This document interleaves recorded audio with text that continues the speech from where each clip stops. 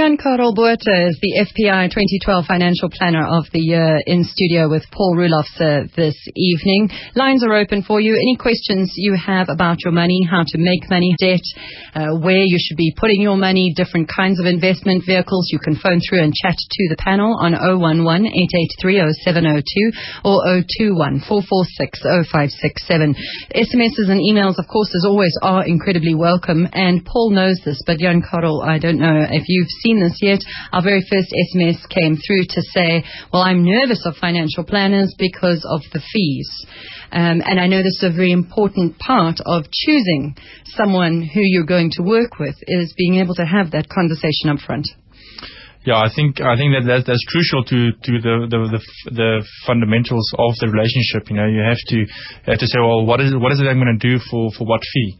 And I think for very long in financial planning, how you pay for advice has been dispensed through way of a commission hidden within a product.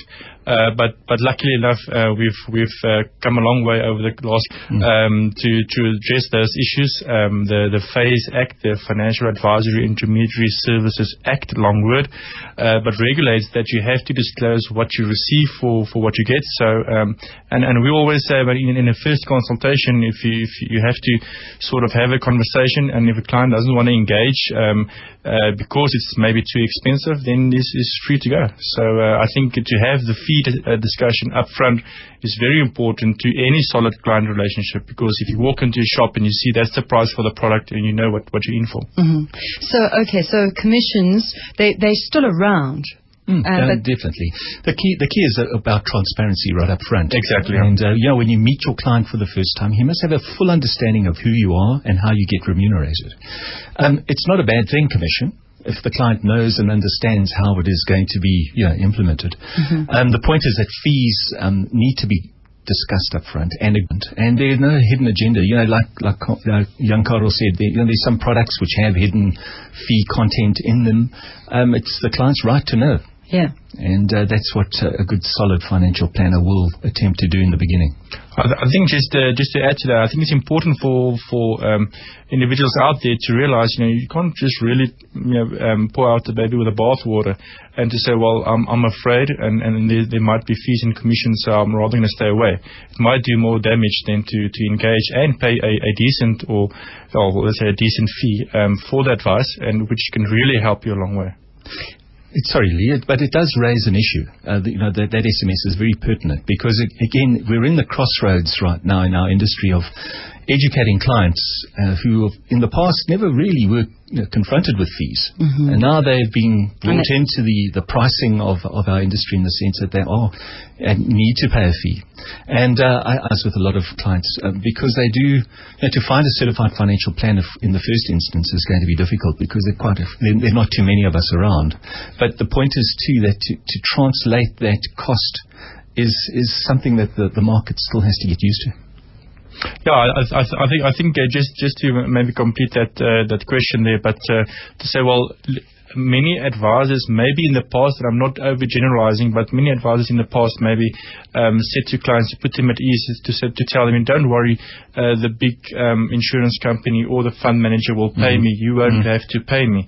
And the clients didn't know that they actually paid themselves, because where did that fee come from? Of course. So it's all about opening up and transparency in that sector of the process. In that first meeting, what are some of the other things that you should be discussing? Well, what we're trying to do is to say, well, first of all, is for the client to say, well, what do they expect from us? For me to say, well, what is that we offer? And so in that first meeting to say, well, is it what the client expects, what he needs, and what his goals are? Is that aligned to our business, how we do financial planning, and how we get remunerated? And then very often we make a call in that first meeting, and we shake hands and say, well, I can refer you to another planner that's specializing in, let's say, medical aids. We don't do medical aids, for instance. I'm just using an example. And this certified financial planner would be able to assist you in that field, but we don't do that. And then we will go on to the next first meeting. One of the things that's so intimidating about you numbers types is that so often you say, what are your goals? What are you doing here? And often we don't know the answer to that. We know we need to make provision, but we don't actually know what questions we should be asking, where we should be putting money away. So we don't have that kind of vision. Do you help us to build it? I think financial planners should really unlock, those uncertainties and really get the client to think. I always say I'm as much in the people business than I'm in the numbers business.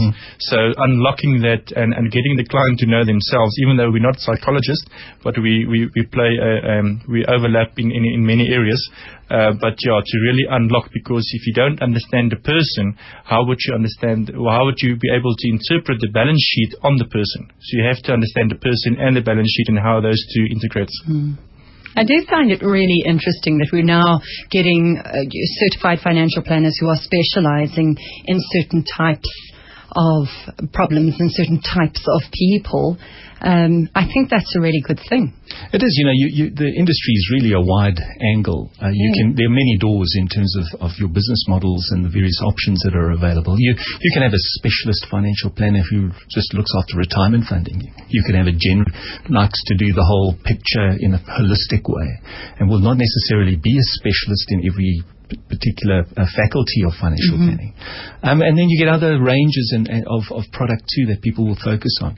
So I think, again, as Jan Carel said in that initial introduction, you need to unlock or fully disclose who you are and what you do and how your business is founded, how you make your money, and have a meeting of minds, because your clients' expectations obviously would need some form of delivery, and if you don't really meet those expectations, you're already off on the wrong footing. So rather make all those decisions up front and agree right up front, and it all comes down to transparency. I think a good financial planner can't be all things to all people. Obviously a certified financial planner would have probably the widest sort of range of knowledge, but they do specialize in certain areas, and it's important, always if a planner tells that he's going to do everything possibly that you ask for and be the expert in every field, you should run. Because it's really impossible. The field is just too wide. Sure, the products are complicated. They change and move quite radically. So to keep up with all of that and have that ultimate knowledge of everything, I think Jan Carel makes a good point. Yeah, it's like your pulmonologist saying he'll set your bones. You might want to go to someone. Sure. I mean, he's very qualified, but maybe not. I just think it's wonderful because for the longest time we've always seen financial planners as a service provider to the super wealthy. And now that you're getting financial planners splitting up into groups that focus on a particular area, you're also going to, and I'm sure we are already seeing, people looking more at the middle class and going into lesser incomes and incorporating more and more of us that can rely on these services. Well, the Financial Planning Institute, it's actually relaunched itself into that particular space. It can be seen in terms of financial planners, very elitist. It's those kind of pie in the sky people who are not approachable, who can't get there. You can't get to them, and again, too expensive. Have money to make money, kind of. But we've actually moved into the realm of trying to reach out to the general public and making the institute more available. And there's certain initiatives right now. Pro bono work has been unfolded as well in terms of trying to get just general education. But I think what's also important to add to Paul, but just my view, one of the problems our industry currently faces is that, with the introduction of very strict legislation that gets even stricter by the day, is that unfortunately it gets expensive per client that you take on within your business. There's certain minimum criteria you have to go with each and every client. So unfortunately, for many financial planners, they've seen their overheads, really go through the roof over the last couple of years, and then in many cases they had to revert to the higher net worth individuals. But I think technology is really assisting, and I'm really looking forward to great innovation. There's been over the last couple of years, but really in the years to come, to effectively and affordably service the middle and even lower income groups. Well, hopefully certified financial planners, you'll notice I do tag certified onto the beginning of that every single time, are becoming more accessible to all of us, but they certainly are accessible to you this evening. So any questions that you have about your money, please phone through. Take advantage of the fact that we've got both Paul and Jan Carel in studio. 011-883-0702, 021-446-0567. Sandile, good evening. Good evening. Very well, thank you. Thank you. I have a son who's about a year and 3 months old. From the day he was born, I have saved about 1,000 bucks on a 32-day account saving. So the plan is to have the money ready when he's 18 for tertiary education. So I was wondering if there's anything I can do perhaps to get better returns on the money. Because I'm planning to do this every month till he's 18. Jan Carel? Well, Sandile, first of all, congratulations on taking that bold step to say, well, I'm going to save for a good cause, and that's really brilliant. What I will always say, and it's very difficult to give you advice on just that little knowing just that one part of your total finances, because it might be, and I'm not saying it's the case, but it might be that you in very big in a debt situation that you actually need to settle first before you try and save.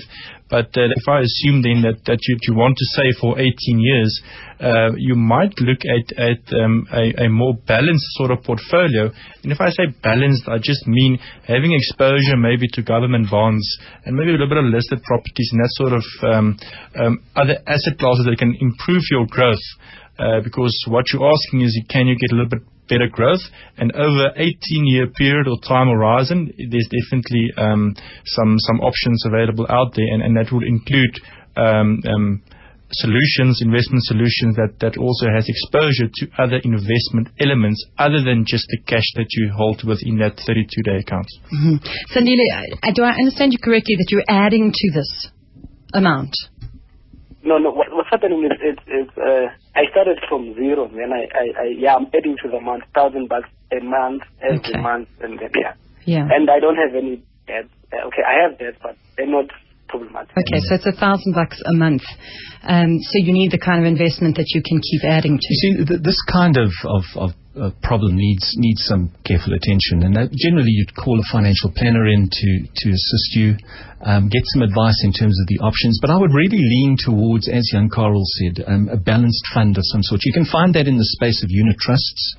You'd have to do some very good research in terms of which unit trusts that you'd like to participate in, and that's where financial advice comes into its own, because again, financial advisors are equipped with that knowledge, and they have a process in terms of how to arrive at the most appropriate type of solution for you. But I think the message is clear from Jan Carel that if you stay in a cash environment over an 18-year period, you're not really going to take up as much opportunity as being exposed to the other assets as well. And you'll generally find that in a unit trust type of investment. The fact that it's a 32-day call, you've got a 17-year call, you can be guaranteed you're probably in the wrong place. Okay, so there's some advice. Thank you very much for the call, Sandile. Lovely to chat to you, and congratulations, as Jan Carel said.